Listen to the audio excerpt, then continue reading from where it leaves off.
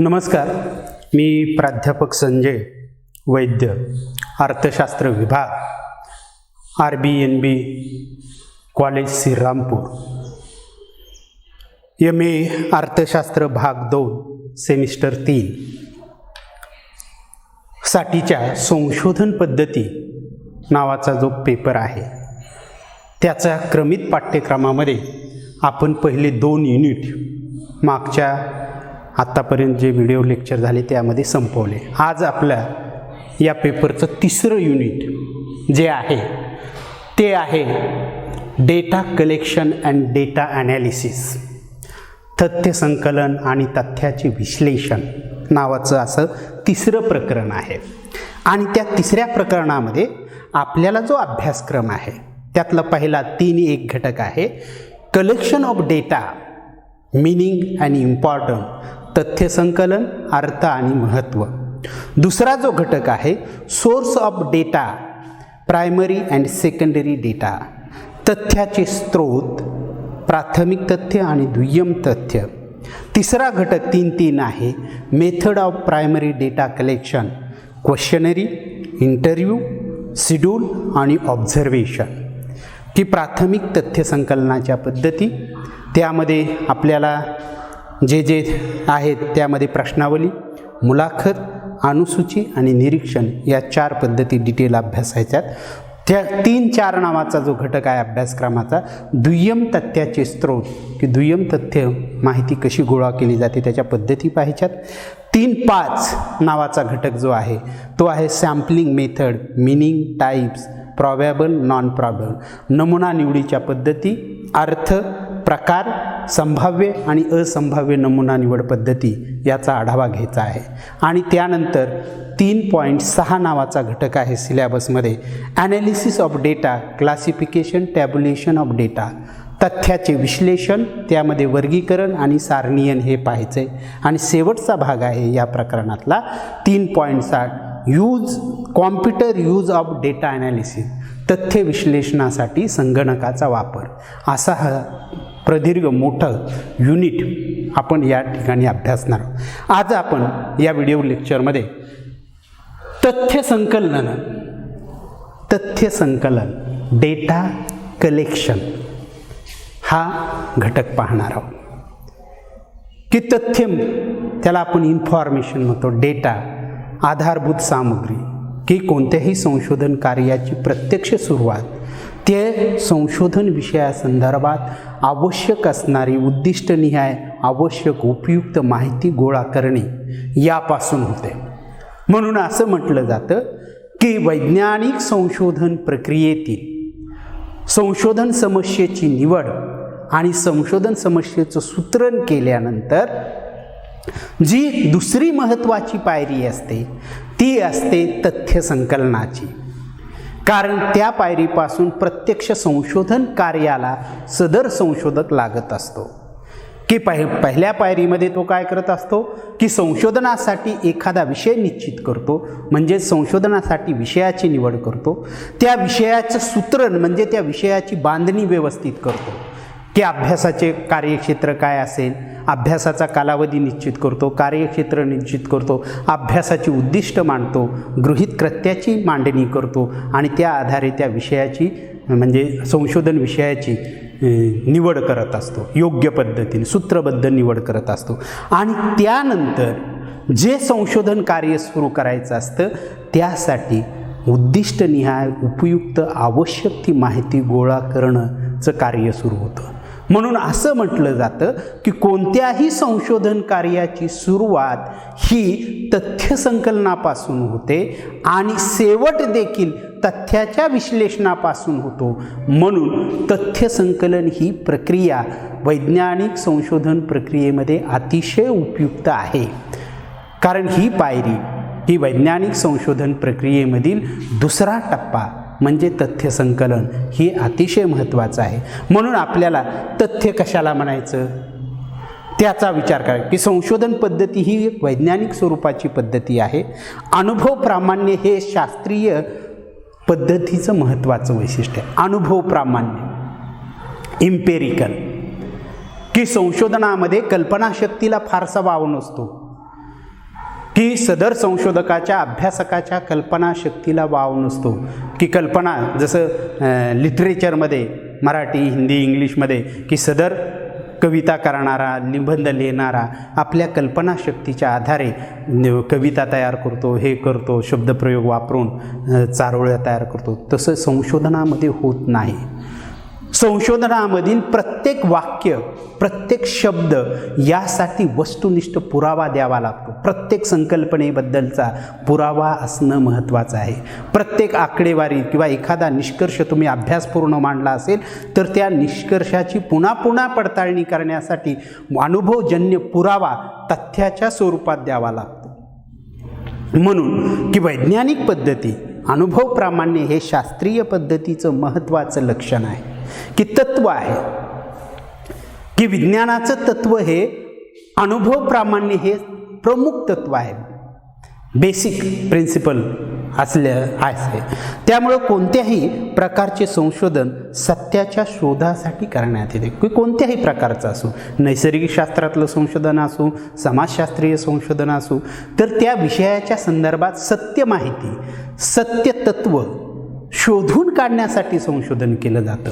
म्हणून संशोधनकर्ता हा सत्याचा पुरस्कर्ता असतो, की कुठल्याही प्रकारचं संशोधन हे त्या विषयाच्या संबंधित सत्य वस्तुनिष्ठ ज्ञान प्राप्त करणं आणि त्या ज्ञानाच्या आधारे त्या विषयाच्या ज्ञानाच्या कक्षांचा विस्तार करणं यासाठीच केलं जातं. म्हणजे कोणतंही संशोधन ज्ञानप्राप्तीसाठी आणि आहे त्या ज्ञानात अधिक चांगल्या पद्धतीनं भर टाकण्यासाठी केलं जातं. म्हणजे सत्याच्या शोधासाठी संशोधन केलं जातं. संशोधन समस्येबद्दल जिज्ञासू वृत्तीने सत्याचा शास्त्रीय पद्धतीनं शोध घेणं हे संशोधनाचे महत्त्वाचे वैशिष्ट्य आहे. की संशोधनाचं महत्त्वाचं वैशिष्ट्य काय सांगता येईल, तर कोणतीही अभ्यासासाठी जो विषय निवडला असेल त्याला आपण संशोधन समस्या म्हणतो. त्याबद्दल जिज्ञासू वृत्तीनं सत्याचा शास्त्रीय पद्धतीनं शोध घेणं हे संशोधनाचं मूलभूत वैशिष्ट्य आहे. आणि संशोधन करताना संशोधकाला विविध शास्त्रीय पद्धती आणि तंत्राचा अवलंब करून निष्कर्ष आणि सिद्धांत प्रतिपादित करावे लागतात, की तथ्य संकलित करून त्या तथ्यावर विविध पद्धती शास्त्रीय पद्धतीचा अवलंब करून प्रक्रिया कराव्या लागतात. आणि त्या प्रक्रियेच्या आधारे जे काही अर्थबोध बाहेर एक सामान्य संकेत बाहेर निघतो त्याच्या आधारे नियम सिद्धांत संकल्पना मांडाव्या लागतात, प्रतिपादित कराव्या लागतात. त्यामुळे सामाजिक संशोधनात संशोधकाच्या कल्पनाशक्तीला कुठेही स्थान नाही, की अनुभव प्रामाण्य हे वैज्ञानिक संशोधन पद्धतीचं महत्त्वाचं वैशिष्ट्य आहे. जर वैज्ञानिक पद्धतीनं संशोधन करत असू तर त्यामध्ये सदर संशोधकाच्या व्यक्तिगत कल्पनाशक्तीला फारसा वाव नसतो, व्यक्तिगत दृष्टिकोनाला फारसा वाव नसतो, त्याच्या पूर्वग्रह दूषित दृष्टिकोनाला फारसा वाव नसतो. संशोधन प्रक्रियेमध्ये वैज्ञानिक पद्धतीचा अवलंब करून विषयवस्तू संदर्भात वस्तुनिष्ठ तथ्य संकलित करावं लागतं आणि त्या तथ्याच्या आधारे त्या विषयासंदर्भात योग्य तो निष्कर्ष वस्तुनिष्ठ निष्कर्ष संकल्पना सिद्धांत मांडावे लागतात. म्हणून की सामाजिक संशोधन असेल किंवा नैसर्गिक संशोधन असो, कुठल्याही स्वरूपाचं संशोधन असो, त्यामध्ये सदर संशोधकाच्या कल्पनाशक्तीला पूर्वग्रह दूषित दृष्टिकोनाला फारसा वाव नसतो. म्हणून संशोधनासाठी अनुभव प्रमाणित तथ्य संकलित करावी लागतात, की कुठल्याही संशोधन असेल, की अनुभव प्रामाण्य हे वैज्ञानिक संशोधन पद्धतीचं महत्त्वाचं वैशिष्ट्य प्रमुख वैशिष्ट्य असेल तर संशोधनासाठी अनुभव प्रमाणित तथ्य संकलित करावे लागतात.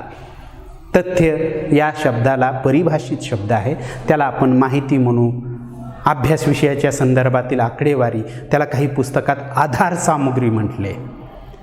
आधार सामुग्री सोर्स, की संशोधनासाठी आवश्यक असणारी आधार सामुग्री असाही शब्द प्रयोग केला आहे. त्यालाच आपण म्हणजे तथ्य असेल माहिती असेल इन्फॉर्मेशन किंवा तुमचं आधार सामुग्री असेल यालाच आपण परिभाषित शब्दात तथ्य असं म्हणतो. तर की अनुभव प्रमाणित की अनुभवाच्या आधारे सत्य ठरणारी अभ्यास विषयाच्या संदर्भातील माहिती गोळा करणं हे संशोधन कार्याचं मुख्य वैशिष्ट्य आहे. की संशोधनाची सुरुवात यापासूनच होते की संशोधन विषय निवडला आणि त्या संशोधन विषयाच्या संदर्भात अनुभव प्रामाणिक म्हणजे आपल्या ज्ञानेंद्रियाच्या आधारे एखाद्या घटनेबद्दल एखाद्या व्यवहाराबद्दल अनुभव घेऊन वस्तुनिष्ठ माहिती गोळा करावी लागते. त्याच्या आधारे निष्कर्ष आणि सिद्धांत प्रतिपादित करावे लागतात. त्यामुळे तथ्य संकलन ही संशोधन कार्यातील एक प्राथमिक आणि महत्त्वपूर्ण कार्य आहे की अनुभव प्रमाणित तथ्य संकलित करावी लागतात आणि त्या तथ्याच्या आधारे त्या संशोधन समस्येबद्दल एखादा नवीन निष्कर्ष, एखादी नवीन संकल्पना, एखादा नवीन सिद्धांत स्पष्ट करावा लागतो. म्हणून संशोधन कार्यातील एक प्राथमिक आणि महत्त्वाचं कार्य म्हणजे संशोधन विषयाच्या संदर्भात वस्तुनिष्ठ तथ्य संकलन करणे हा आहे. म्हणून की संशोधन समस्या चे निर्धारण संशोधनात की संशोधन ही एक प्रदीर्घ चालणारी प्रक्रिया आहे. त्या प्रक्रियेमध्ये वेगवेगळे टप्पे असतात. आपण ते टप्पे मागच्या प्रकरणात पाहिलेले आहेत की वैज्ञानिक संशोधन पद्धतीच्या पायऱ्या आपण अभ्यासलेल्या आहेत आणि त्या पायऱ्यामधली पहिली पायरी असते की संशोधन समस्येची निवड आणि सूत्रण आणि त्यानंतर दुसरी जी पायरी असते ती तथ्य संकलनाची असते. आणि मग संशोधनात समस्या निर्धारण म्हणजे विषय निवड, संशोधनासाठी विषय निवड किंवा संशोधन समस्येचे सूत्रण केल्यानंतर संशोधकाला समस्येसंदर्भात संशोधन समस्येसंबंधित तथ्य, माहिती, आधारसामुग्री गोळा करावी लागते. आपल्या अध्ययन विषयाशी संबंधित उद्दिष्टनिहाय की अभ्यासाची उद्दिष्ट कोणती आहेत त्यानिहाय कोणती माहिती आवश्यक आहे, कोणती माहिती उपयुक्त आहे म्हणजे तुमचे संशोधनाची उद्दिष्ट साध्य होण्यासाठी उद्दिष्टनिहाय उद्दिष्टाला अनुरूप संशोधन कार्य करण्यासाठी कोणती माहिती अपेक्षित आहे, आवश्यक आहे, उपयुक्त आहे अशी माहिती, तथ्य, आकडेवारी, आधारसामुग्री संकलित करावी लागते. त्यालाच तथ्य संकलन असे म्हणतात. हे तथ्य संकलन कार्य संशोधन कार्यात अतिशय उपयुक्त आणि आवश्यक आहे. कारण कोणत्याही संशोधन कार्याची सुरुवात ही प्रत्यक्ष संशोधन कार्याची सुरुवात संशोधक हा तथ्य संकलनापासून करत असतो. आणि मग त्या संशोधन माहितीवर गोळा केलेल्या माहितीवर विविध प्रक्रिया करून त्यामधून संशोधनाच्या अनुषंगानं संशोधन समस्येच्या अनुषंगानं नवीन ज्ञान निष्कर्षाच्या स्वरूपात मांडत असतो. म्हणजे तथ्य संकलन केल्यानंतर त्यावर विश्लेषणासाठी विविध सांख्यिकीय प्रक्रिया, गणितीय प्रक्रिया कराव्या लागतात. उदाहरणार्थ वर्गीकरणाची प्रक्रिया असेल, सारणीयनाची प्रक्रिया असेल, श्रेणीयनाची प्रक्रिया असेल किंवा गणितीय माध्याची प्रक्रिया असेल, अशा वेगवेगळ्या प्रक्रिया कराव्या लागतात. तथ्यावर प्रक्रिया केल्यानंतर अध्ययन विषयासंबंधित असणाऱ्या संकल्पनांची निर्मिती केली जाते. की संशोधन कार्यामध्ये की विषयाची निवड केली, उद्दिष्ट निश्चित केली की त्या उद्दिष्टाला अनुलक्षून ते उद्दिष्टांच्या पूर्ततेसाठी कोणती माहिती उपयुक्त आहे, आवश्यक आहे हे निश्चित झाल्यानंतर ती माहिती संकलित करून त्यावर अनेक सांख्यिकीय गणितीय प्रक्रिया कराव्या लागतात. वर्गीकरणाची प्रक्रिया असेल, सारणीयनाची प्रक्रिया असेल, श्रेणीयनाची प्रक्रिया असेल आणि अशा प्रक्रियायुक्त तथ्याच्या आधारे अध्ययन विषयाच्या संदर्भात विविध संकल्पना निर्माण केल्या पाहिजेत आणि त्या संकल्पनेच्या आधारे पुढे सिद्धांत आणि नियम मांडले जातात. म्हणून श्री मॅकलेड यांच्या मते संकल्पना म्हणजे विविध तथ्याचे सार स्वरूप प्रतिविधान आहे. की मॅकले यांनी संकल्पना कन्सेप्ट कशाला म्हटले तर संकल्पना म्हणजे विविध तथ्याचे म्हणजे एखाद्या विषयाबद्दल जी काही वेगवेगळी माहिती गोळा केली ती अतिशय संक्षिप्त स्वरूपात विधानाच्या स्वरूपात जेव्हा मांडली जाते त्याला आपण संकल्पना असं म्हणतो. तथ्याच्या आधारे संक्षिप्त स्वरूपात एखादं विधान करणं त्याला आपण संकल्पना असं म्हणतो. म्हणून मॅकलेंड यांच्या मते कन्सेप्ट म्हणजे काय, तर संकल्पना म्हणजे विविध तथ्याचे सार स्वरूप प्रतिविधान होय.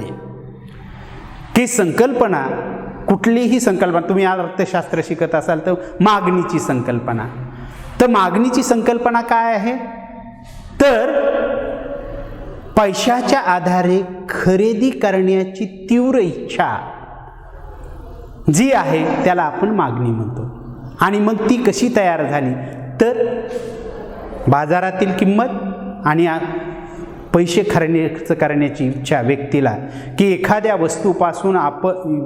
वस्तू आणि सेवेच्या उपभोगापासून वंचित राहू नये यासाठी पैसे खर्च करण्याची जी इच्छा असते त्याला आपण मागणी असं म्हणतो. आणि मग ही संकल्पना कशी तयार झाली, तर या सगळ्या माहितीच्या आधारे त्याबद्दल संक्षिप्त स्वरूपात जे प्रतिविधान केलं त्याला आपण मागणी म्हणलं की मागणीचा आपल्याला अर्थ त्यामधून स्पष्ट होतो. म्हणून संकल्पनेमुळे संपूर्ण प्रक्रिया मोजक्या शब्दात प्रतिपादित करणे सोपे होते. की संकल्पना अशी आहे की अभ्यासाची सर्व प्रक्रिया, एखाद्या विषयाच्या संदर्भातील सर्व माहिती नेमक्या आणि मोजक्या शब्दामध्ये सांगणं शक्य होतं. म्हणून संकल्पना ही देखील अतिशय महत्त्वाची बाब आहे संशोधन कार्यामध्ये. आणि ही संकल्पनेची निर्मिती ही तथ्याच्या आधारे केली जाते. की अभ्यास विषयाच्या संदर्भात जी वेगवेगळी तथ्ये असतात ती तथ्ये संक्षिप्त स्वरूपात प्रतिविधानाच्या स्वरूपात जेव्हा संशोधक मांडतो तेव्हा त्यापासून एक विशिष्ट संकल्पना तयार होते. आणि म्हणून संशोधन कार्यामध्ये संकल्पनेची निर्मिती अतिशय महत्त्वाची आहे. कारण संकल्पनेमुळं संपूर्ण प्रक्रिया मोजक्या शब्दात प्रतिपादित करणं सोपं जातं. तथ्य आणि संकल्पनेच्या आधारे प्रतिपादित केलेले संक्षिप्त रूप म्हणजे सिद्धांत. की सिद्धांत तरी कशाला म्हणायचं, तर तथ्याच्या आधारे संकल्पना मांडणं आणि तथ्याच्या आणि संकल्पनेच्या आधारे प्रतिपादित केलेलं संक्षिप्त स्वरूप की थोडक्यात मांडलेलं संकल्पना आणि तथ्य याचा आधार घेऊन एखादं प्रतिपादित केलेलं संक्षिप्त स्वरूप विधान म्हणजे सिद्धांत होय. आणि म्हणून संशोधन प्रक्रियेमध्ये किंवा अभ्यास पद्धतीमध्ये तथ्य, संकल्पना आणि सिद्धांत या मूलभूत 3 बाबी असतात.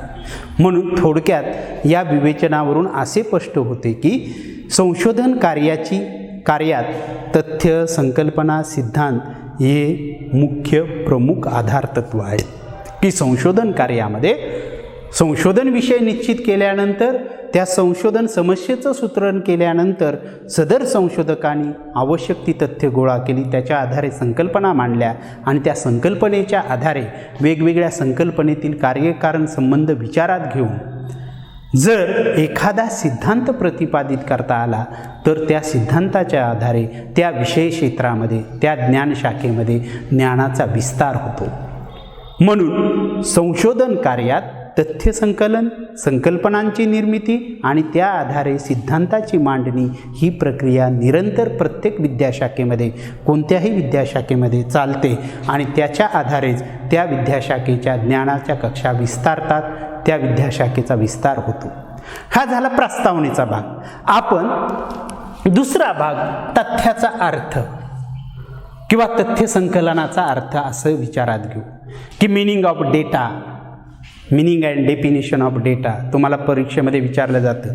तथ्याचा अर्थ आणि व्याख्या सांगा असा प्रश्न येतो. आपली ज्ञानेंद्रिय हाच तथ्य प्राप्तीचा खरा आधार आहे. किंवा तथ्य कसं संकलित केलं जातं, एखाद्या संशोधन समस्येसंदर्भात माहिती गोळा करण्याचा मुख्य आधार काय आहे, तर आपले सेन्सस ऑर्गन. की एखाद्या घटनेबद्दल, एखाद्या व्यवहाराबद्दल, एखाद्या मानवी वर्तणुकीबद्दल माहिती जर गोळा करायची असेल तर ती माहिती गोळा करण्याचा मुख्य आधार म्हणजे मानवाचे ज्ञानेंद्रिय. की आपण डोळ्याच्या साहाय्याने एखादी घटना कशी घडली त्याचं वर्णन करू शकतो, एखादा व्यवहार कसा झाला त्याचं वर्णन करू शकतो. आपण कानाच्या साहाय्यानं आवाज कसा होता, बोलण्याचा सूर काय होता, टोन काय होता हे याचं आकलन करू शकतो, त्याची नोंद करू शकतो. आपण तुमच्या वासाच्या नाकाच्या साहाय्यानं वास घेतो तर तो वास कसा होता, उग्र, स्मेल, न आवडणारा, आवडणारा याची नोंद करू शकतो. आपण जिभेच्या साहाय्यानं चव पाहू शकतो आणि त्वचेच्या साहाय्यानं, स्किनच्या साहाय्यानं आपण स्पर्श, रब, सॉफ्टनेस, मऊपणा, जा खरबडपणा याचा अनुभव घेऊ शकतो. म्हणजे हे आपले 5 सेन्सस ऑर्गन जे आहेत तेच तथ्य संकलनाचा मुख्य आधार आहे. आणि म्हणून ज्ञानेंद्रियाच्या आधारे होणारा स्थितीबोध किंवा निरीक्षण म्हणजे तथ्य होय. की तथ्याचा अर्थ जर जाणून घ्यायचा असेल तर तथ्य म्हणजे तरी काय, डेटा म्हणजे तरी काय, की एखाद्या विषयवस्तूच्या संदर्भात ज्ञानेंद्रियाच्या आधारे होणारा स्थितीबोध किंवा निरीक्षण म्हणजे तथ्य होय. की एखाद्या घटनेबद्दल, एखाद्या समस्येबद्दल, एखाद्या विषयवस्तूबद्दल ज्ञानेंद्रियाच्या आधारे केलेलं निरीक्षण, त्या निरीक्षणालाच तथ्य असं म्हणतात. ज्ञानेंद्रियाच्या आधारे आपल्याला जो बाब समजली, अर्थबोध होतो, स्थितीबोध होतो, त्याला तथ्य असं म्हणतात. म्हणजे तथ्य म्हणजे तरी काय, त्याचा अर्थ जाणून घेत असताना की तथ्य प्राप्तीचा खरा आधार मानवाचे ज्ञानेंद्रिय आहेत आणि अशा ज्ञानेंद्रियाच्या आधारे कोणत्याही विषयवस्तूच्या संदर्भात होणारा स्थितीबोध किंवा त्या विषयवस्तूच्या संदर्भात केलेलं निरीक्षण म्हणजे तथ्य होय. तथ्य म्हणून स्वीकार करता येईल शकणाऱ्या आणि सर्वांचे एकमत होऊ शकणाऱ्या सर्व अनुभव किंवा सर्वांचा अनुभव विचारात घेतला असता अशा घटनेला तथ्य असं म्हणतात. म्हणजे सांगण्याचं की तथ्य सत्य म्हणून स्वीकारता येऊ शकणाऱ्या आणि सर्वांचे एकमत होऊ शकणाऱ्या व सर्वांना अनुभव घेता येऊ शकणाऱ्या घटना म्हणजे तथ्य होय. की तथ्याचा अर्थ जाणून घेताना की सत्य म्हणून स्वीकारले जाईल, एखादी बाब सत्य म्हणून स्वीकारली जाईल आणि तीच बाब सर्वांच्या बाबतीत एकमत असेल. की एखाद्या बाबीबद्दल विसंगती असेल तर ती तथ्य होऊ शकत नाही. एखादी बाब सत्य म्हणून स्वीकारायची असेल तर सर्वांचं त्या बाबतीबद्दल एकमत असलं पाहिजे, सर्वांना त्या बाबीबद्दलचा अनुभव सारखा असला पाहिजे. अशी कोणतीही घटना की जी सत्य आहे, त्या घटनेसंदर्भात सर्वांचं एकमत आहे, त्या घटनेसंदर्भात सर्वांना आलेला अनुभव सारखा आहे, तर अशी जी घटना असेल त्या घटनेला आपण तथ्य असं म्हणायचं. त्यानंतर सामाजिक शास्त्रात तथ्य ही मानवी व्यवहार, विचार, अनुभव, क्रिया, प्रतिक्रिया इत्यादीशी संबंधित असणारी प्रक्रिया आहे. की तथ्य म्हणजे घडून येणाऱ्या ज्या घटना आपण ज्ञानेंद्रियाच्या साहाय्यानं अनुभवतो त्याला तथ्य असं म्हणतो. परंतु घटना ह्या काही कशा असतात, काय म्हणतात त्याला, व्हिजिबल आणि अनव्हिजिबल, मृत आणि अनमृत अशा असतात.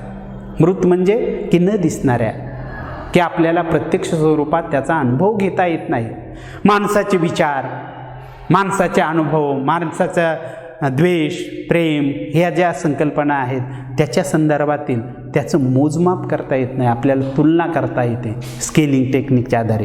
म्हणून सामाजिक शास्त्रामध्ये तथ्य ही मानवाची व्यवहार, विचार, अनुभव, क्रिया, प्रतिक्रिया इत्यादीशी संबंधित असणारी प्रक्रिया आहे.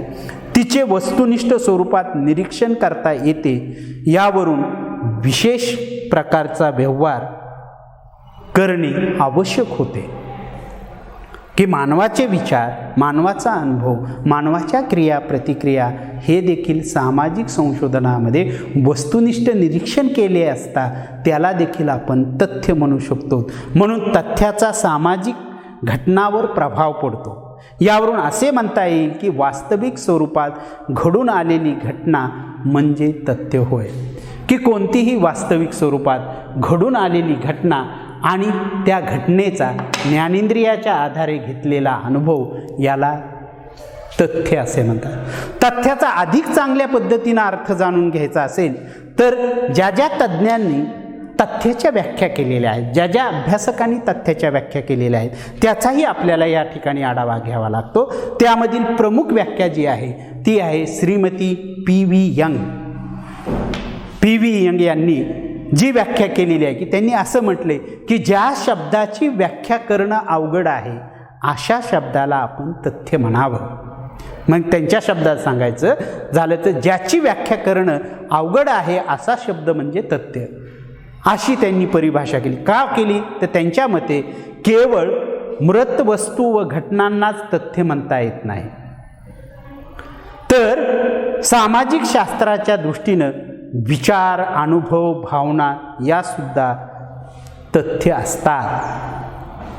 की विचार, एखाद्या व्यक्तीचे विचार हे देखील तथ्य आहे, एखाद्या व्यक्तीच्या भावना हे देखील सामाजिक संशोधनाच्या दृष्टीनं तथ्य आहे, एखाद्या विषयाच्या अनुषंगानं माणसाने दिलेली प्रतिक्रिया, दिलेला अभिप्राय हा देखील तथ्य आहे। म्हणून फक्त मृत घटना, दिसून येणाऱ्या घटना आणि व्यवहार म्हणजे तथ्य असं नाही, जे दिसून येत नाहीत असे व्यवहार आणि घटना यांना देखील सामाजिक शास्त्रामध्ये तथ्य असं म्हटलं जातं। फेअरचाइल्ड यांच्या मते, की फेअरचाइल्डनं जी व्याख्या केली त्यांच्या मते जी संशोधनाची व्याख्या केली, अवलोकन आणि मापन करण्याच्या बाबतीत सर्वांचे एकमत होणारी घटना म्हणजे तथ्य होय। अवलोकन म्हणजे ऑब्झर्वेशन, निरीक्षण, निरीक्षण आणि मापन करण्याच्या बाबतीत सर्वांचं एखाद्या विषय वस्तूबद्दल एकमत झालं असेल तर अशा घटनेला, अशा व्यवहाराला आपण तथ्य असं म्हणू शकतो। दुसरी गुडे आणि हॉट यांची जी व्याख्या आहे की एक अनुभव सिद्ध सत्यापन अवलोकन म्हणजे तथ्य होय, की अनुभवाच्या आधारे जी बाब सत्य म्हणून स्वीकारली जाते त्या बाबीला तथ्य असं म्हणतात। आणि सुधीर बोधनकरांनी जी व्याख्या केलेली आहे तथ्याच्या वैशिष्ट्याच्या आधारे, त्यांनी सांगितले वास्तविक स्वरूपात घडून आलेल्या आणि सर्वसामान्य असणाऱ्या तसेच त्यांची वास्तविकता सर्वसामान्य मापन पद्धतीद्वारे पुन्हा पुन्हा पडताळून येऊ शकणाऱ्या मूर्त आणि अमूर्त स्वरूपातील घटनांना तथ्य असे म्हणतात। की कोणतीही घटना असो, मूर्त स्वरूपातील असो किंवा अमूर्त स्वरूपातील असो, परंतु वास्तविक स्वरूपात त्या घटनेचं सर्वसामान्य पद्धतीच्या साह्यानं मोजमाप करता येऊ शकतं, सर्वसामान्य पद्धतीच्या साह्यानं निरीक्षण केलं जाऊ शकतं, त्या निरीक्षणाची नोंद ठेवता येऊ शकते, अशी कोणतीही घटना म्हणजे तथ्य होय। म्हणून सामाजिक संशोधन, नैसर्गिक संशोधन यांच्या अभ्यासविषय जरी वेगळा असला तरी ज्ञानेंद्रियाच्या आधारे त्या विषयाच्या बाबतीत होणारा स्थितीबोध आणि त्याचा अनुभव, त्याचं निरीक्षण असणारी कोणतीही बाब म्हणजे तथ्य होय। कारण सामाजिक संशोधन असो की नैसर्गिक शास्त्रातील संशोधन असो, या संशोधन कार्याची सुरुवात प्रामुख्यानं तथ्य संकलनापासून होते। म्हणून तथ्य संकलन ही संशोधन कार्याच्या सुरुवातीची अतिशय महत्त्वाची पायरी आहे। या ठिकाणी थांबू, पुढच्या तासामध्ये संशोधनाचे म्हणजे तथ्य संकलनाची वैशिष्ट्य पाहू।